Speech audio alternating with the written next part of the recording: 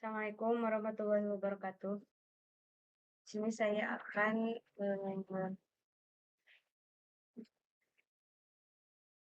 hasil dari konsil yang telah saya buat, yaitu mengenai realisasi pendapatan Tasikmalaya 2023 sampai 2000. Nah, kenapa saya melakukan yang telah saya buat ini? Ini penting dan menarik karena menyangkut langsung pada kapasitas fiskal pemerintah daerah. Terus dinamika keuangan publik juga, lalu arah kebijakan pembangunan Kota Tasikmalaya. Nah, selain itu, topik ini juga relevan mendukung tata kelola daerah yang lebih baik dan berkelanjutan.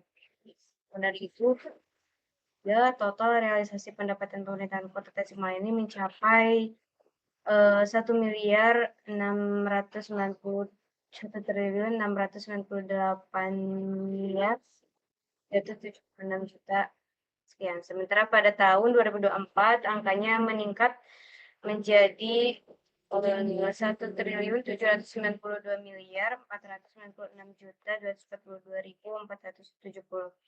Nah, komponen terbesar berasal dari dana perimbangan, kemudian disusul oleh pendapatan asli daerah atau PAD, dan lain-lain pendapatan yang sah. Lalu terdapat kenaikan sebesar 93,7 miliar atau sekitar 5,5% dibandingkan tahun sebelumnya.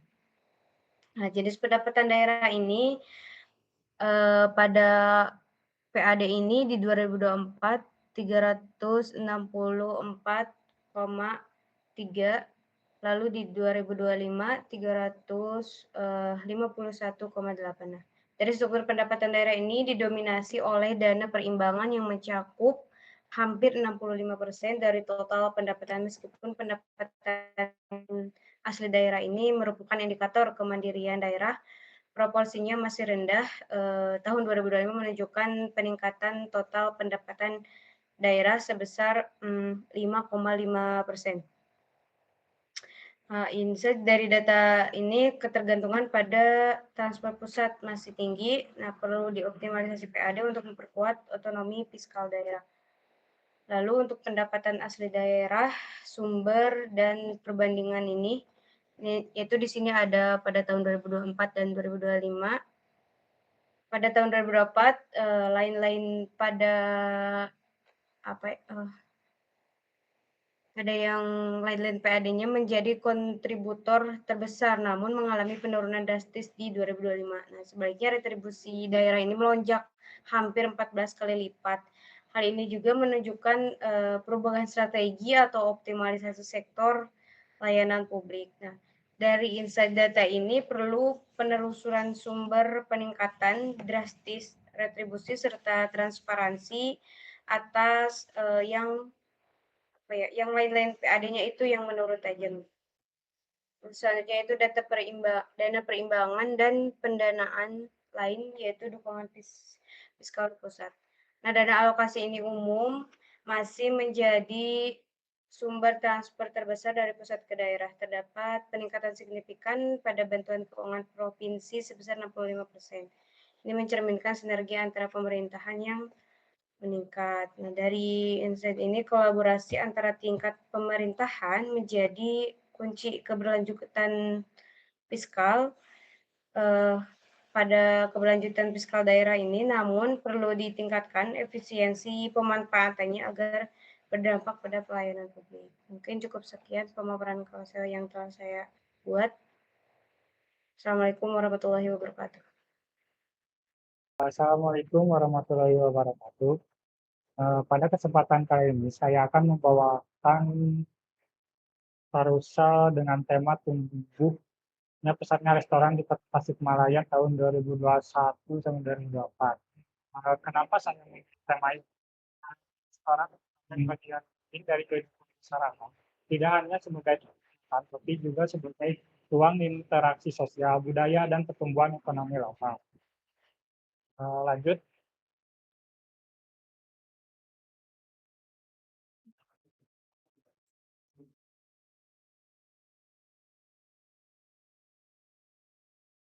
Sebuah data menarik mengenai perkembangan dunia kuliner di Kota Tasikmalaya, khususnya jumlah restoran selama 4 tahun terakhir dari 2021 hingga 2 tahun jumlah restoran di Kota Tasikmalaya meningkat sebesar 99,23% tahun 2024 tercatat sebanyak 520 restoran. Lanjut, kan jumlah restoran di Tasikmalaya meningkat secara signifikan. Eh, Kita juga bisa melihat bagaimana persebaran restoran ini di setiap kecamatan. Kecamatan Tawang menjadi yang paling banyak unggul dengan jumlah restoran terbanyak di Kota Tasikmalaya. Disusul oleh Cipedes, Ciideng, dan kecamatan lainnya seperti Indiang, Mangkubumi, dan Bumursari. Lanjut.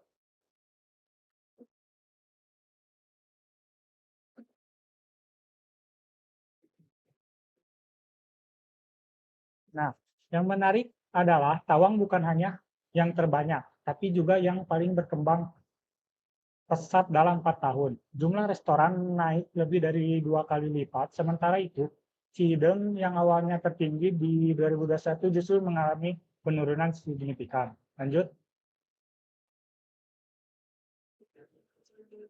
Rata-rata Kota Tasikmalaya menambahkan sekitar 86 restoran tiap tahun. Tahun dengan penambahan terbanyak adalah 2023 dengan lonjakan sebesar 75,43% dari tahun sebelumnya. Meskipun pertumbuhan melambat di 2024, jumlah totalnya masih terus naik. Lanjut, dengan makin banyaknya pilihan restoran, Tasikmalaya kini menjadi destinasi kuliner yang semakin menarik untuk dijelajahi. Mungkin sekian yang dapat saya sampaikan. Terima kasih. Assalamualaikum warahmatullahi wabarakatuh.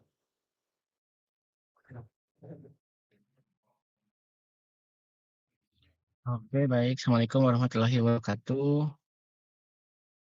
Nah, di sini saya akan menjelaskan mengenai desain karusel yang saya buat tentang capaian imunisasi dasar lengkap balita Kota Tasikmalaya per tahun 2024. Nah, ini merupakan sampul dari karusel yang saya buat, di mana ada judul Lindungi Masa Depan Si Kecil, kemudian capaian imunisasi dasar lengkap balita Kota Tasikmalaya tahun 2024. Di next.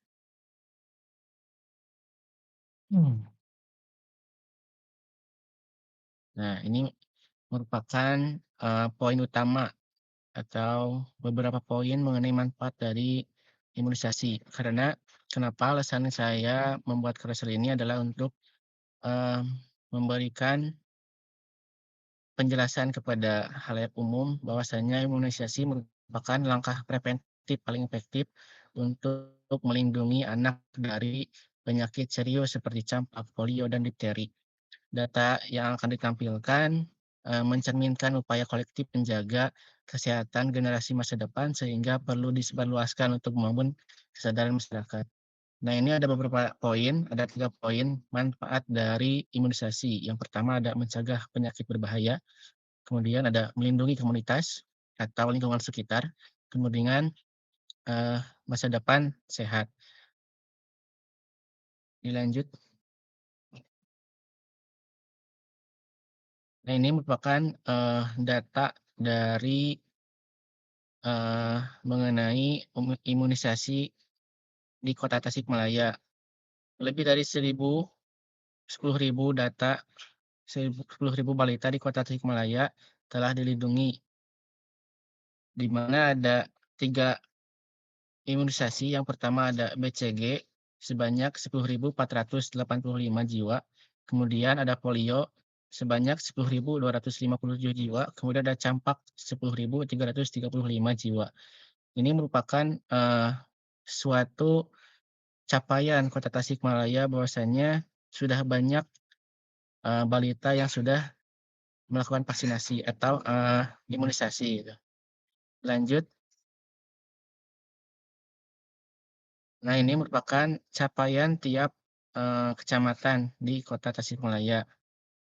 Yang pertama ada Kawalu, Taman Sari, dan selanjutnya. Ini merupakan perbandingan supaya tiap kecamatan bisa lebih sadar bahwasanya bila ada kecamatan yang masih kurang, itu bisa terlihat dan bila mana ada kecamatan yang sudah unggul atau banyak terdata, itu bisa jadi langkah yang baik dan bisa jadi contoh buat kecamatan yang lain. Dan di sini ada Mangkubumi sebagai kecamatan yang sudah banyak melakukan imunisasi. Lanjut.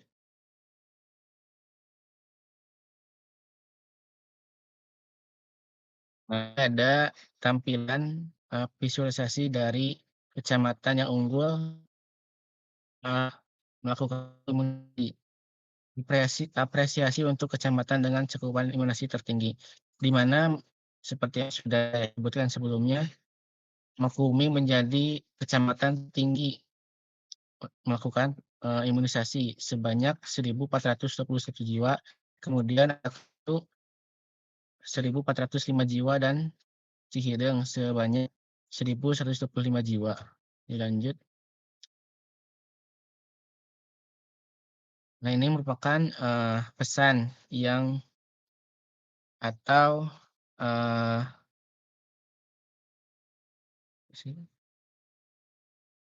atau ajakan untuk melakukan vaksinasi, di mana masih ada PR bersama, yuk tingkatkan cakupan imunisasi.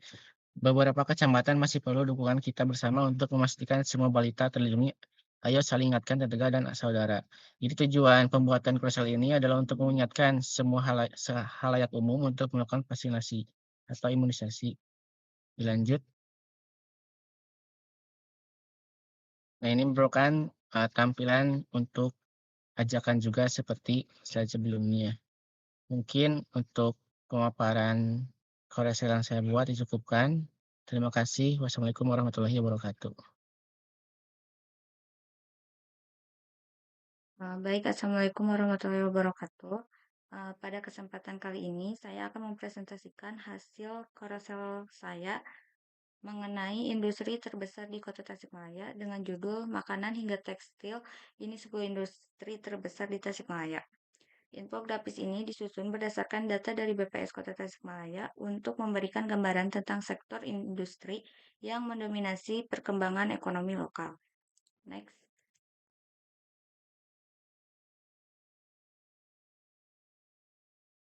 Pada slide kedua, kita bisa melihat 10 industri dengan jumlah perusahaan terbanyak di Kota Tasikmalaya. Industri makanan menempati posisi pertama dengan lebih dari 7.000 perusahaan, diikuti oleh industri minuman, pakaian jadi, serta kerajinan kayu dan bambu. Hal ini menunjukkan bahwa industri lokal di Tasikmalaya sangat didominasi oleh sektor konsumsi dan kerajinan yang erat kaitannya dengan aktivitas UMKM. Next. Pada slide selanjutnya, yaitu menunjukkan sektor industri yang paling banyak menyerap tenaga kerja. Industri makanan berada di peringkat teratas menyerap lebih dari 12.000 tenaga kerja. Ini membuktikan bahwa sektor makanan tidak hanya dominan dalam jumlah perusahaan, tetapi juga krusial dalam penciptaan lapangan kerja. Sektor lainnya yang juga padat karya adalah pakaian jadi, minuman, dan kerajinan bambu. Dominasi industri makanan menunjukkan besarnya permintaan pasar lokal maupun regional. Sebagian besar lapangan kerja di Tasikmalaya terkonsentrasi pada sektor padat karya dan konsumsi. Next. Pada slide berikutnya yaitu nilai produksi tertinggi dari industri di Kota Tasikmalaya. Industri makanan masih memimpin dengan nilai lebih dari 28 miliar, diikuti sangat dekat oleh pakaian jadi dengan lebih dari 27 miliar. Fakta menariknya adalah meskipun industri pakaian jadi menyerap jauh lebih sedikit tenaga kerja dibanding makanan, nilai produksinya hampir setara. Ini menunjukkan bahwa produktivitas per pekerja di industri pakaian sangat tinggi, kemungkinan karena orientasi ekspor atau penggunaan teknologi tertentu. Dari keempat data tadi, kita bisa menyimpulkan bahwa industri di Tasikmalaya sangat bergantung pada sektor padat karya dan konsumsi, khususnya makanan dan pakaian jadi. Hal ini bisa menjadi pertimbangan bagi pemerintah dan masyarakat dalam menyusun strategi pembangunan ekonomi lokal, seperti mendorong hilirisasi produk, memproduksi sektor ekspor, atau meningkatkan efisiensi produksi UMKM. Alasan saya memilih tema ini ya karena industri adalah salah satu indikator utama dalam pertumbuhan ekonomi daerah. Infografis ini ditujukan untuk masyarakat umum, pelaku UMKM, pemerintah daerah, serta akademisi yang lain. Harapannya, dengan infografis ini dapat menjadi sumber informasi yang berguna dalam memahami kondisi industri lokal serta mendorong partisipasi aktif dalam pembangunan ekonomi berbasis data. Mungkin sekian dari presentasi saya. Wassalamualaikum warahmatullahi wabarakatuh. Assalamualaikum warahmatullahi wabarakatuh. Saya Malika Fanizar Azahra. Di sini saya akan mempresentasikan visualisasi data dengan judul Antara Pelaminan dan Pengadilan, Statistik Cinta Kota Tasikmalaya. Alasan saya memilih topik ini karena isu pernikahan dan perceraian adalah topik yang sangat dekat dengan kehidupan kita, namun jarang dibahas dari sisi data. Nah, saya ingin menunjukkan bahwa data sosial pun bisa divisualisasikan secara informatif, menarik, dan juga mengubah kesadaran. Nah, di slide kedua ini ada tabel nikah dan perceraian tahun 2024. Slide ini menampilkan jumlah pernikahan dan perceraian di Kota Tasikmalaya tahun 2024 berdasarkan data dari KUA. Nah, beberapa data yang menonjol yaitu Kecamatan Kawalu memiliki jumlah pernikahan tertinggi yaitu 618 jiwa, namun Mangkubumi mencatat jumlah cerai tertinggi yaitu 231 kasus. Selanjutnya ini grafik nikah dan cerai. Melalui visualisasi batang horizontal ini, kita bisa lihat perbandingan lebih jelas. Yang menarik, beberapa kecamatan dengan angka nikah tertinggi juga mencatat angka cerai yang tinggi. Contoh, Mangkubumi 603 nikah dan 231 cerai. Cipedes 508 nikah dan 169 cerai.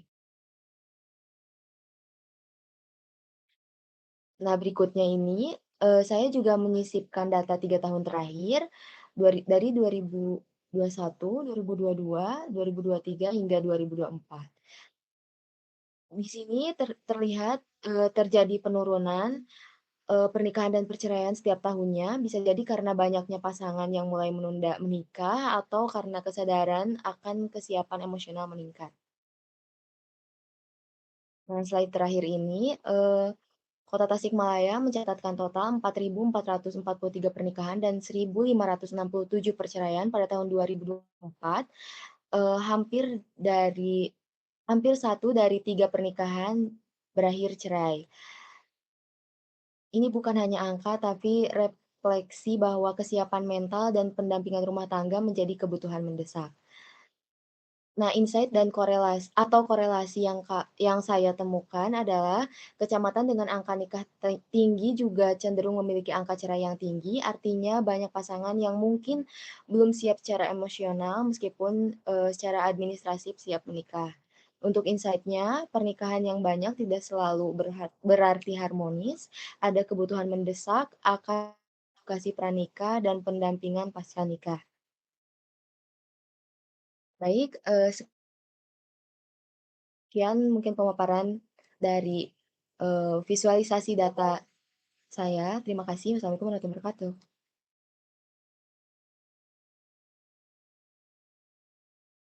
Assalamualaikum warahmatullahi wabarakatuh. Perkenalkan nama saya Sofi. Di sini saya akan uh, mempresentasikan atau menjelaskan terkait parsel yang saya buat. Di sini saya mengambil data agama di Kota Tasikmalaya. Alasan saya memilih data ini dikarenakan Tasik itu kan terkenal dengan identitas kota santri ya. Nah, apakah bisa dilihat dari slide yang pertama itu ada apakah Islam mendominasi di Kota Tasikmalaya? Tentu iya, karena dari identitas sendiri itu merupakan kota santri. Namun, seberapa beragam sih keyakinan masyarakatnya? Nah, topik ini tuh sering disalahpahami karena ada asumsi bahwa semua warga Tasikmalaya itu beragama Islam dan memiliki sikap intoleransi. Jadi mari kita lihat seberapa beragam agamanya. Nah, ini merupakan di slide kedua ada agama dengan penganut terbanyak di kota Tasikmalaya. Data ini didapatkan dari Dinas Kependudukan dan Pencatatan Sipil Kota Tasikmalaya tahun 2024. Ya, tentu saja yang paling pertama itu paling banyak ya ada di Islam dengan penganutnya itu sebanyak 760.051 jiwa.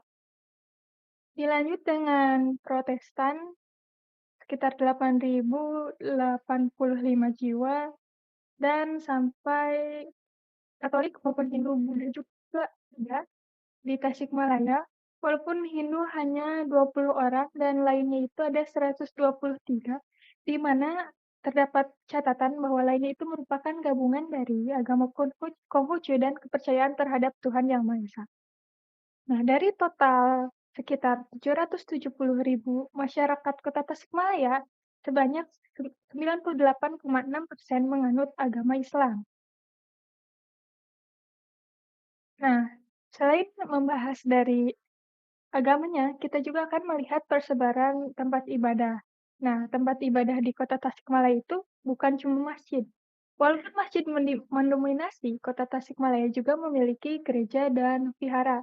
Nah, untuk masjid, totalnya itu ada 1.561, lalu ada musola juga, yang kedua terbesar itu ada 264, lalu yang ketiga itu ada gereja Protestan dengan totalnya sebanyak 16 gereja, lalu ada gereja Katolik sebanyak 1 dan vihara sebanyak 1. Nah, data ini didapatkan dari Kementerian Agama Kota Tasikmalaya 2024. Nah, lalu kita akan petakan tempat ibadah itu menurut kecamatan. Nah, bisa dilihat bahwa Kecamatan Tawang merupakan miniatur toleransi di Kota Tasikmalaya. Di balik dominasi masjid ya, Kecamatan Tawang menyimpan keberagaman tempat ibadah yang mencerminkan hidupnya toleransi antar keyakinan. Nah, bisa dilihat di keterangan bahwa masjid itu digambarkan dengan titik hijau, lalu gereja Protestan dengan titik warna biru muda, gereja Katolik warna biru tua, dan vihara itu warna merah. Nah, bisa dilihat bahwa Kecamatan Tawang itu terdapat semua tempat ibadah gitu, ada masjid, gereja Katolik, gereja Protestan, maupun vihara. Untuk Cihideng juga terdapat masjid dan gereja Protestan. Untuk persebaran masjid paling banyak itu ada di Kecamatan Mangkubumi, sebanyak 245 masjid. Nah, dari data ini kita bisa simpulkan ya. Jadi mulai dari masjid, gereja, hingga vihara itu bisa berdiri berdampingan di Kecamatan Tawang, yang bisa membuktikan bahwa Tasikmalaya bukan hanya sebagai kota santri yang religius, tapi juga inklusif. Tujuan dari pembuatan karusel ini adalah untuk meningkatkan literasi data masyarakat terkait agama dan tempat ibadah di Tasikmalaya. Lalu yang kedua juga menumbuhkan kesadaran sosial bahwa meskipun Islam mendominasi, tetapi Tasikmalaya itu bisa harus menumbuhkan sikap toleransi. Jadi harus bisa saling menghargai dan saling menghormati. Mungkin seperti itu saja yang saya bisa sampaikan. Terima kasih atas kesempatannya. Wassalamualaikum warahmatullahi wabarakatuh. Assalamualaikum warahmatullahi wabarakatuh. Perkenalkan, nama saya Muhammad Jidan Fatoni. Di sini saya akan mempresentasikan karusel tentang banyaknya penumpang dan nilai penjualan karcis dari stasiun kereta api Tasikmalaya pada tahun 2023 dan 2024. Pada tahun 2003, jumlah penumpang pada bulan Januari terdapat 26.000 753 penumpang. Pada bulan Februari 2023 sebanyak 21.482 penumpang. Bulan Maret 23.987 penumpang. Bulan April 30.025 penumpang. Pada bulan Mei 29.068 penumpang. Juni 26.245. Juli 30.000 jumlah penumpang.